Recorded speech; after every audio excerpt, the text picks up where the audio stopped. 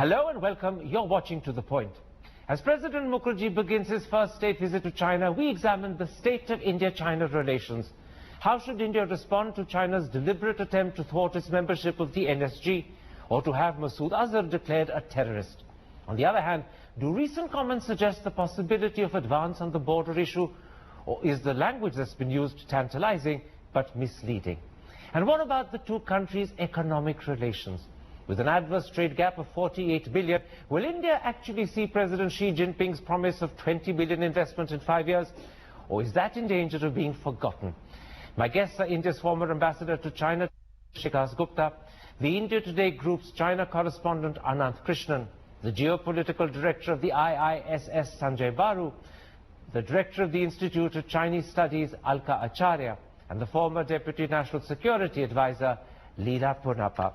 Mr. Dasgupta, let me start by asking you how you would describe the relationship between India and China as President Mukherjee begins his first state visit to that country. After the Chumar incursion of 2014, we haven't had another incursion of that order, and it's now 20 months. But India has problems with China over Masood Azhar being declared a terrorist, over India's desire to join the NSG, and then most recently the Dolkun Isa incident. So as a former ambassador to China, how would you characterize the relationship as it stands today? Extremely important and very complicated at the same time. China is an immediate neighbor. It is a major power. It has great economic sort of potential.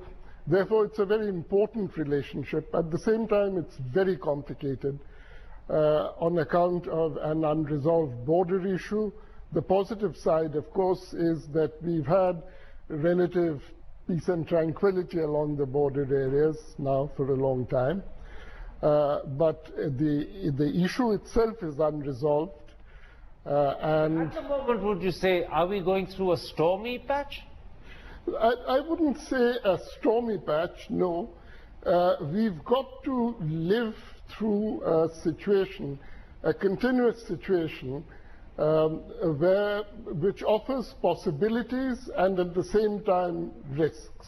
Anand Krishnan, what is your impression of how the Chinese view the relationship with India? I noticed that the Chinese Foreign Ministry spokesperson Hua Chunying said, and I'm quoting her, "We will extend a very warm welcome to President Mukherjee." But does China share the perception that many Indian media have? I know that Ambassador Dasgupta doesn't have it, that we're going through a stormy patch at the moment. No, well, Karan, I don't think they would agree with that assessment at all, that it is a stormy patch. And in fact, I think they're a bit exasperated that the issue of Masood Azhar and the NSG has taken center stage ahead of the president's visit. They see the president's visit as something far bigger than that, and something that looks at the entire scope of the relationship, and something that's not going to be defined by differences on one or two issues. But having said that, I think there also has been a sense of a reality check from what we saw at the start of the Modi government 2 years ago. There's an expectation, I think, fueled by both Beijing and Delhi, that this was a chance for breakthroughs. But I think it's very clear that that hasn't happened when you look at political issues.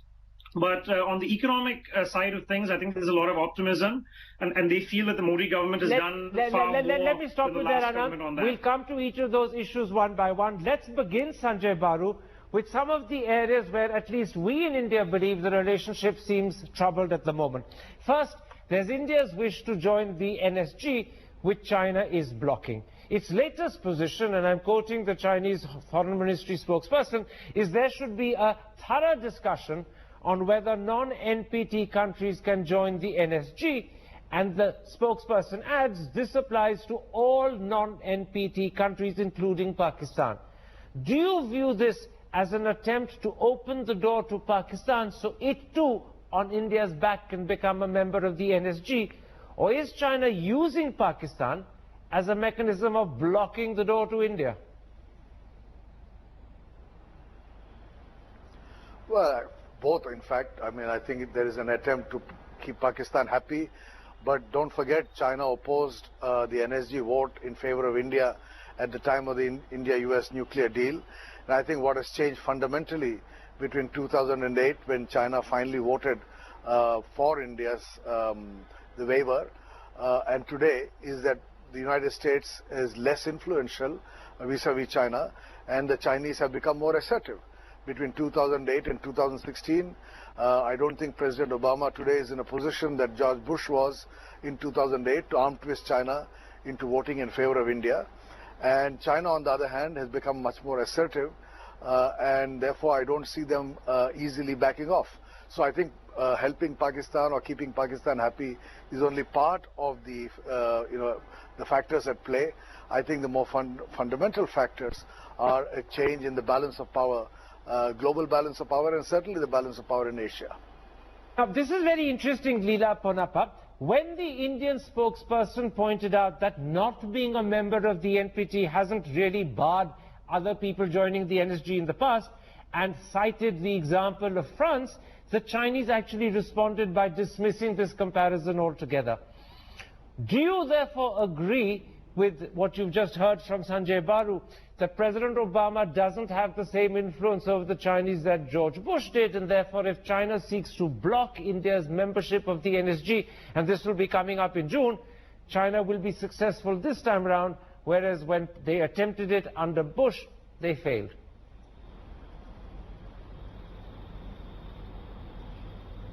Well, I think it really depends on how active the United States becomes in pushing India's membership of the NSG, and the kind of energy it exerts in developing the consensus that they did at the time of the NSG waiver on the 123 agreement.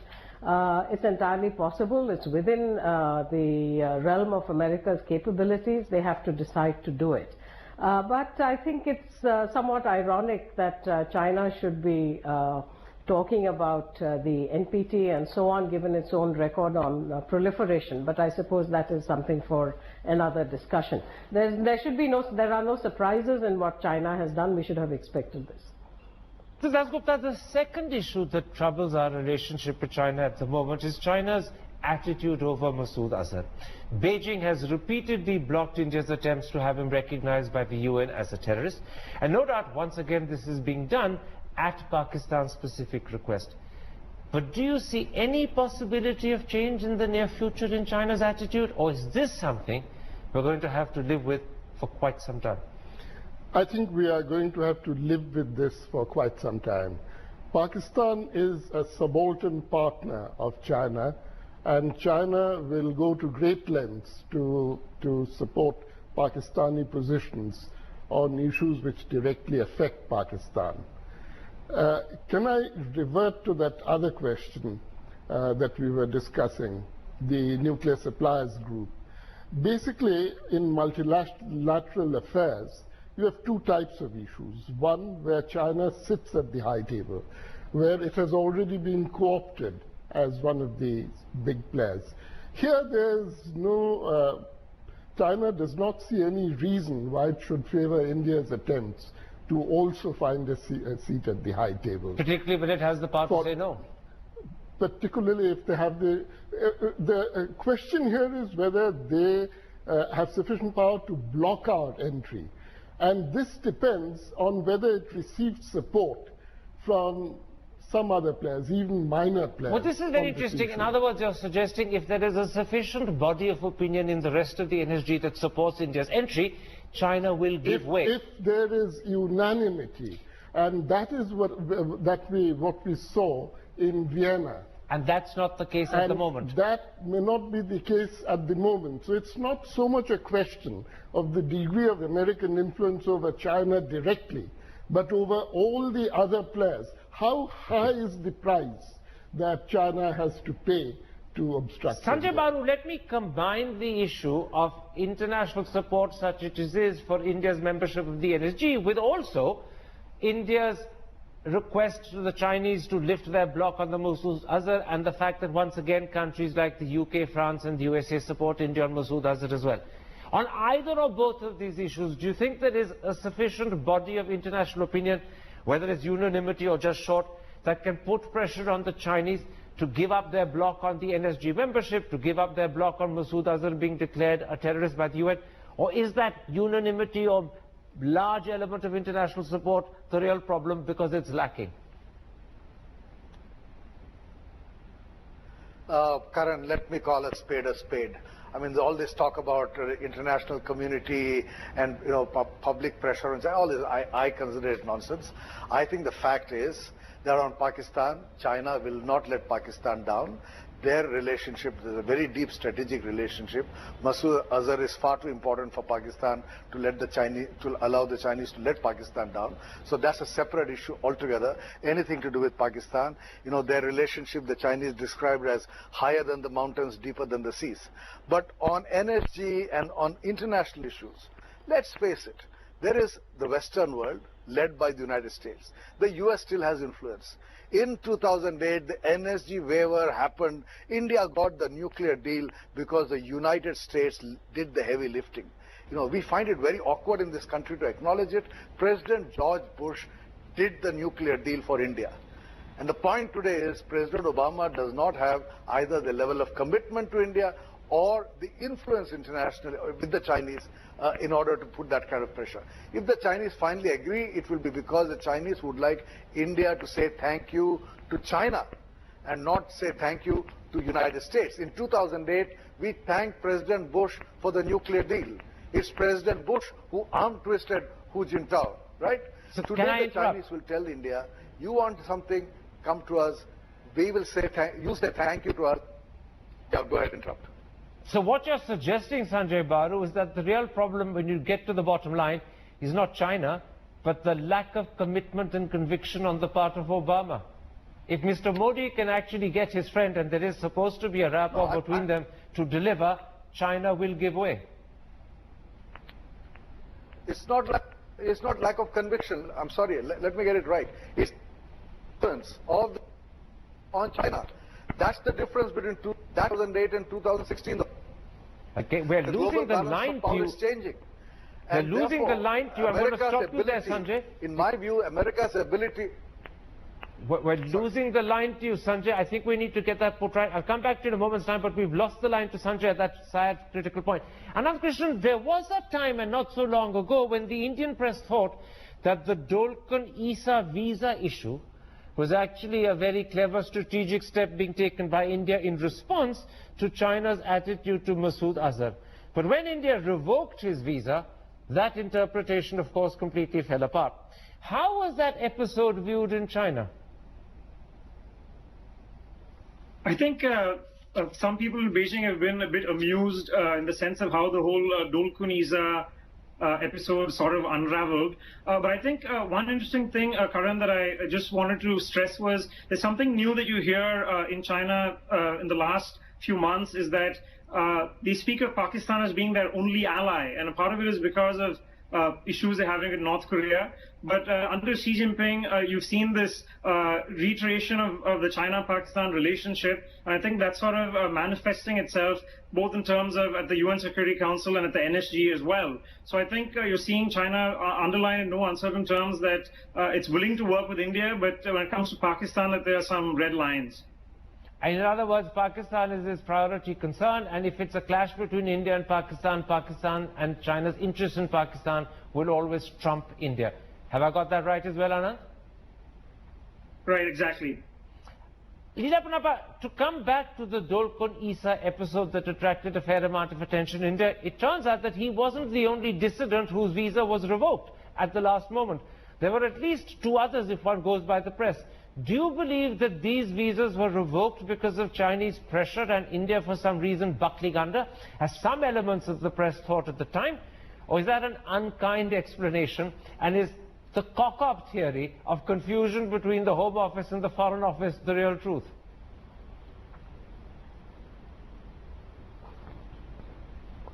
I believe the cock-up was within the Home Office itself, from what I have heard. But it was certainly a case of India buckling under. I think it has manifested itself in many areas where the thinking within the Indian establishment, and this goes across the board because it isn't just the Foreign Office that is involved or always consulted, I might add, that you sort of anticipate, the establishment tries to anticipate how China would react, and sometimes the conditioning goes so deep that they act even when there would be no need for them to act in that particular kind of manner. And I believe the Dolkun Isa case was one such incident. It would have been good if it were not revoked, and certainly not the other two individuals also, but I think we botched it. Let's come, Mr. Das Gupta, to the long-standing border dispute. It's been rankling and troubling the relationship since the 50s. I noticed an interesting development, however.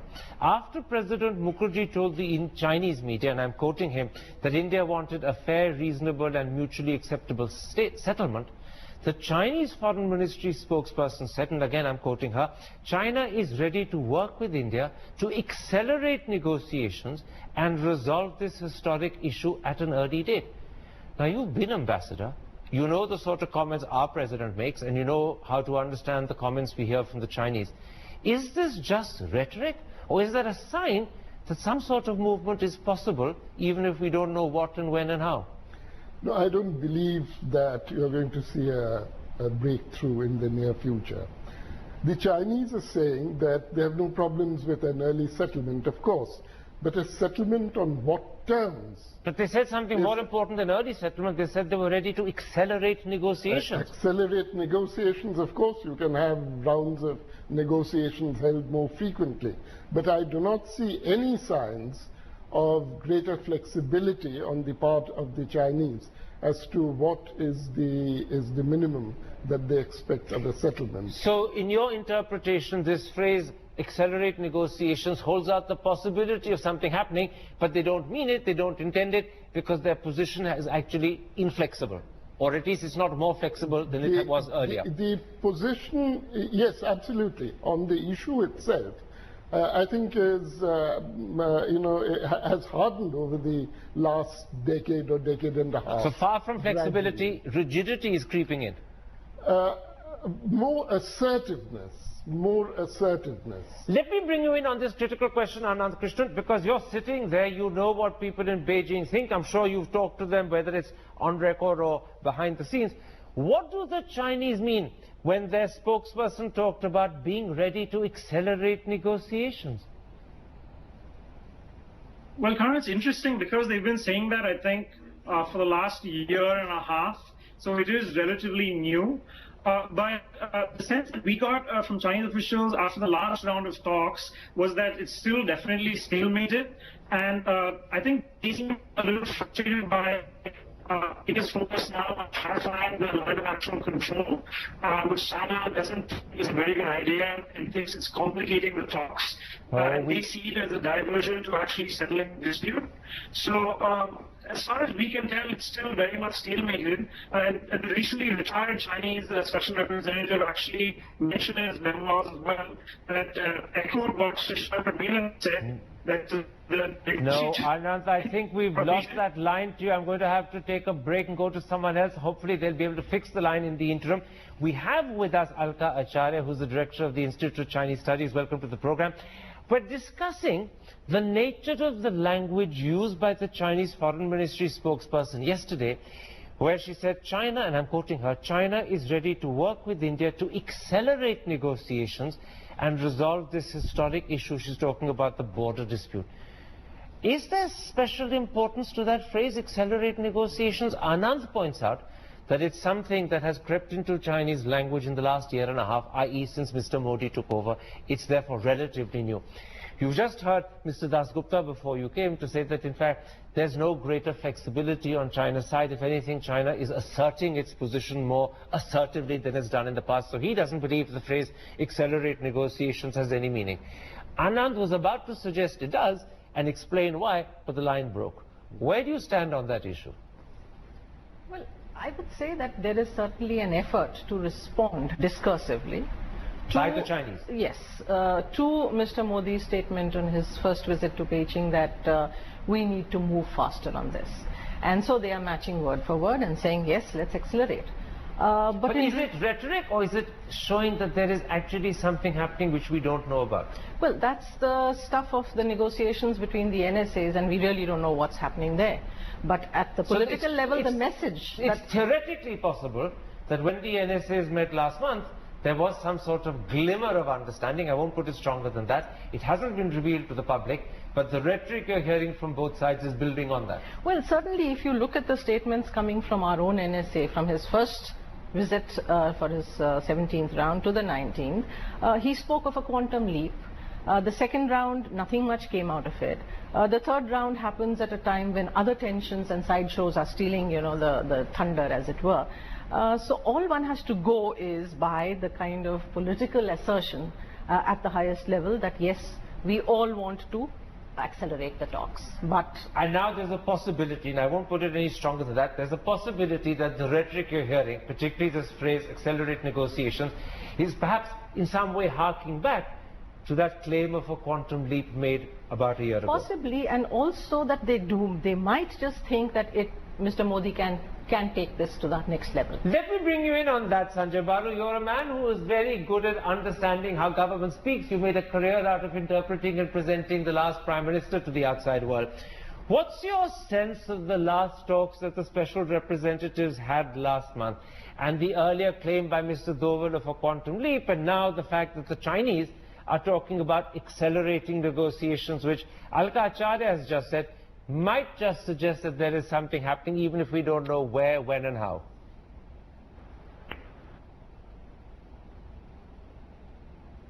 I share the testimony that China had been set. No, we have lost Sanjay completely. I don't want to read his lips, but I sort of thought he was saying that I agree with Alka Acharya completely, but I might be completely wrong, because beyond the initial sound, I'm really just interpreting what he said. We're going to take a break at that point, come back and talk about the economic relationship between India and China, and hopefully our technological connections will work a lot better. You'll actually be able to hear Sanjay, not read his lips, and there'll be no sound problem from Beijing when we speak to Anand's question. Keep our fingers crossed. I certainly am. See you in a minute's time. Welcome back. You're watching To The Point, and we're discussing India-China relations as President Mukherjee begins his first state visit to China. Mrs. Dasgupta, let's come to the economic relationship. Last year, 2015, the trade between India and China was worth 71.6 billion, if I can accept the new figures put out by the Hindustan Times today. But there was a huge trade deficit of nearly 48 billion in China's favor. How much of a problem is this for India? It is a problem because basically we were exporters of raw materials, minerals and so on, and importing manufactured goods from China. It shows the extent of the economic imbalance between the two countries. And China's import of raw materials has collapsed. So you are going to see that coming down. Whilst our demand for their manufactured goods remains where it was. But the positive development, I think, lies in the possibilities of Chinese investment in India. And that can be a game changer. Well, this is very interesting because one of the great promises that Xi Jinping made when he came to India in September 2014 was that China would invest 20 billion in India over the next 5 years. Has any of that money begun coming in? Or is it turning into, 20 months later, a bit of a paper promise? These are MOUs. I don't think the figures should be taken at face value. But has any money come in from China in the last 20 months? Possibly. I'm not very sure. I couldn't say. But I think there has been some Chinese investments in the telecommunications sector, isn't it? I thought we had huge problems about accepting Huawei in the telecommunications sector because of security concerns. Let me bring you in on that, Alka Acharya. The reason I'm sounding a note of skepticism about that 20 billion is because for the 10 years preceding September 2014, when Xi Jinping made that promise of 20 billion in 5 years, the actual total Chinese investment was, I'm told, $400 million full stop. Now, if we haven't even seen much money coming in since that promise of 20 billion was made, because no one can remember what it is that's come in, then how good is that promise? Well, the point really is not that they are making promises. The point is how quickly are we clearing the ground for accepting that investment. After all, if you look Are we the obstacle? Yes, I would say that there are many structural changes that have to be brought about, many rules and regulations that have to be taken up and implemented before you can start accepting. So It's in not other just- words, I our would say- structural problems are acting as a barrier to China's wish to invest. Yes, And it's so in this land- instance, we are our own worst enemy. Absolutely, because if you look at it, one, China's record elsewhere, plus it's not just China specific. I think other investment also is coming in at a very, very slow pace. Let me bring you in on that particular point, Anand. What is the Chinese areas where they are interested in investing in India? And are you aware of the sort of problems that they feel they are facing which is putting them off? Well, Karan, I just wanted to point out that actually numbers that came out today in the Chinese press say that in 2015 alone, there was $870 million of Chinese investment, which is not a big figure in of itself. But as you pointed out, it's double what we've had to date. So in 2015 alone, we've had double what we've seen in the last decade. So it's certainly changer. Look at two new deals, and they work out a couple of $1 billion. China's biggest construction company, the Sani Group, and the biggest real estate company, the Wanda Group in Haryana. So I think there certainly is intent, and they are putting money in, and I think 2015 was the start of that. And I have no doubt, speaking to Chinese investors here, that the next 2 years, 3 years, we're going to see that number possibly even double. I think some of the biggest areas we're focusing on is developing industrial parks, because when it comes to high-speed trains, they feel they've been kept out. But they actually, there's a sense that the Narendra Modi government has been far more welcoming than the UPA government was, because the Home Ministry has recently cleared 19 Chinese companies which were sort of barred on security restrictions. Okay. So I think there's a lot of optimism. This is probably the one bright spot. Dear Ponnappa, when Mr. Modi went to Japan and the Japanese promised to invest 35 billion, he immediately announced that he would set up a special cell or a special section in his prime ministerial office to clear Japan's proposed investments. Nothing of the sort was done, or at least spoken of, when the Chinese committed 20 billion to our country. Do you think we need to take a similar step to help the Chinese and clear the way for their investment? And secondly, do we need to rethink the security concerns that our system keeps throwing up when the Chinese want to invest? Can you give me an answer to both of those? Thank you, Karan. Yes, I'd like to address both these and a few things. Just harking back to the earlier discussion with regard to the border, I think we need to take a look at the bigger picture. Can I ask you to not go back to the border? Neela Ponnappa, we don't have time to go back to the border. Can you leave the border and skip it? All right. Carry on with coming to your economic questions. Okay, coming to your economic questions. I think the economic relationship has two areas, two dimensions. One is where the action lies with India, and the other where the action lies with China. On trade, in certain areas, India has been extremely indulgent and welcoming of China, to the point of actually disfavoring its own manufacturers and so on. And here I have in mind the kind of policies and tariffs that we had with regard to power equipment. Now, on investment, I think China's record on investment, not just in India, but in Southeast Asia as well, has generally been cautious. China is a cautious investor. It does not rush in. Recently, it has expressed an interest in infrastructure. You rightly mentioned telecom. And yes, there are security concerns, not just in India, but elsewhere in the world as well. In many of the other countries where a company like Huawei or ZTE is active. So I don't think we should minimize these concerns, while of course trying to see where the balance of interest lies in terms of what we can do. Okay. I do not believe all the constraints lie on the Indian side. On trade, for example, there are many Indian products which are denied market access in China. There is great opacity with regard to China's trade policies. Okay. So it's not exactly as one-sided as it has been made out to be. Certainly, I mean, we are at a stage now where even religious icons in India are being made in China. I think the Indian public needs to be aware of this. And I think we need to see greater equilibrium. Why the Indian public needs to be aware of it. If the Chinese make our not just of manufactured and raw materials, better and cheaper than us, good luck for the Chinese. I mean, that's Chinese excellence. If we can't make our own icons ourselves, there's something wrong with us as a manufacturing country. But let me come back and put to you this point that you heard Anand making. And he said this has only been revealed in the Chinese press today, and therefore this must be literally top of the press news. So they have invested $870 million in the last year, that is to say 2015, and that is more than double what they've done in the preceding 10 years. Does that suggest that A, this window of Chinese investment is opening and we could see more and more? And secondly, does it suggest that in fact the Modi government is finding practical ways of getting over the obstacles that the Chinese sensed blocked their investment up till now? No, I think it shows a positive trend. But the reason behind that are the changes that are taking place in the Chinese economy. The Chinese economy is slowing down. Therefore, there's an incentive to invest abroad. That is what explains, for example, the OBOR.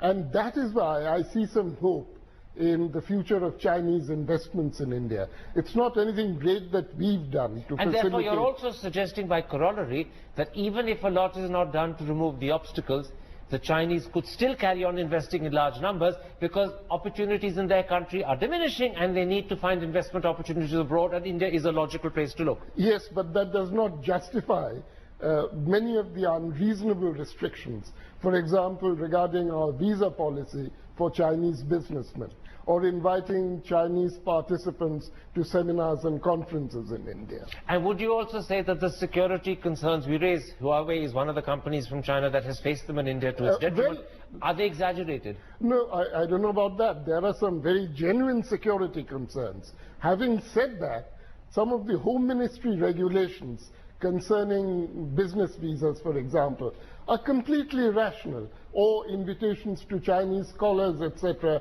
to participate in seminars. So those are hang-ups we have to get over. Absolutely. What about the flip side? India often feels that there is denied access to our exports, particularly pharmaceuticals and, of course, services. What sort of problems do the Chinese create that ensure that our exports, and services and pharmaceuticals are two great exports for us, get actually checked or at least denied easy access? I think this is a very typical policy followed by governments which want to protect certain sectors within their own country.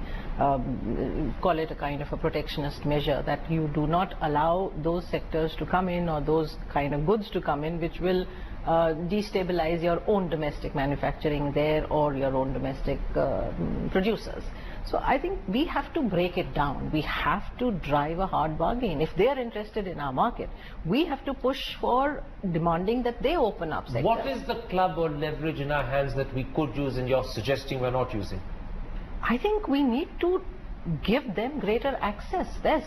So we have to condition this access to our access. So in other words, we have to say to them, we're willing to open the door a lot wider, and we're prepared to do it fairly quickly, but there's a condition: you have to open your door. Absolutely. What stops us doing that? See, one is this, that these legitimate security concerns that are raised. Now, I find it very difficult that all the countries which have greater problems with China, particularly among the West, seem to have gotten over these security issues. I mean, the UK, for instance, has opened up far many more sectors which are considered very sensitive in this country. Is the memory and hangover of 1962 the problem? Of course it is. It is? It is.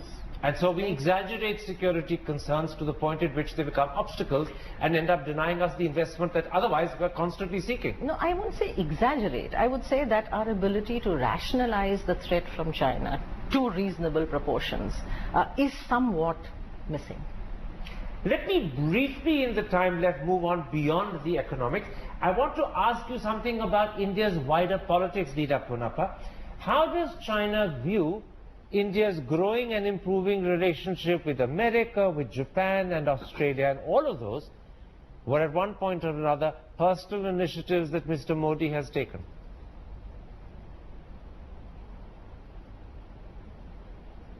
Well, I think if we go by the rhetoric which we spoke about earlier in another context, China doesn't like it.